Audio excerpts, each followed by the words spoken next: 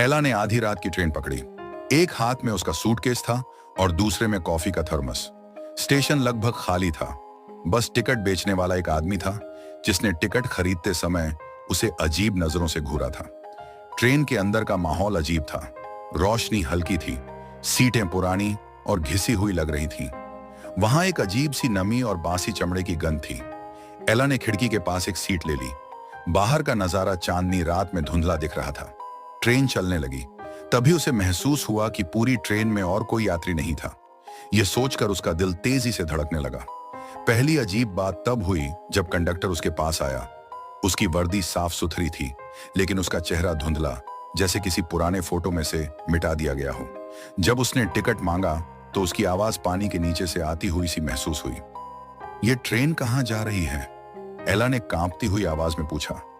Conductor कुछ पल चुप रहा, फिर उसने एक अजीब सा मुस्कुराया। उसके दांत बहुत तेज और अजीब रूप से सही सलामत थे।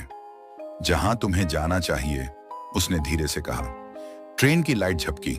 एला ने खिड़की से बाहर देखा और उसका दिल दहल गया। बाहर का नजारा पूरी तरह बदल गया था।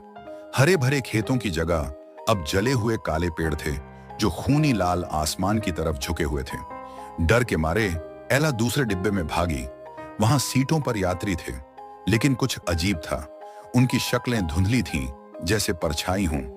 उनके बीच से धीमी सी फुसफुसाहट आ रही थी, जो किसी प्राचीन मंत्र जैसी लग रही थी। ये सब क्या हो रहा है? एला चिल्लाई, लेकिन कोई जवाब नहीं आया। तभी ट्रेन के अंत में एक दरवाजा दिखा जो धीरे धीरे खुल रहा था। अंदर घना अंधेरा था और वहां से किसी की ठंडी सड़ी हुई सांसों की गंध आ रही थी। एला का दिल जोर जोर से धड़कने लगा। वह दरवाजा बंद करना चाहती थी, लेकिन उसके कदम खुद ब खुद उसकी ओर बढ़ने लगे। जैसे ही उसने दरवाजे की दहलीज पार की, ट्रेन की लाइट्स बंद हो गईं और फिर सन्नाटा। उसके बाद ट्रेन कभी किसी स्टेशन पर नहीं रुकी और एला, वह आखिरी ट्रेन का हिस्सा बन गई।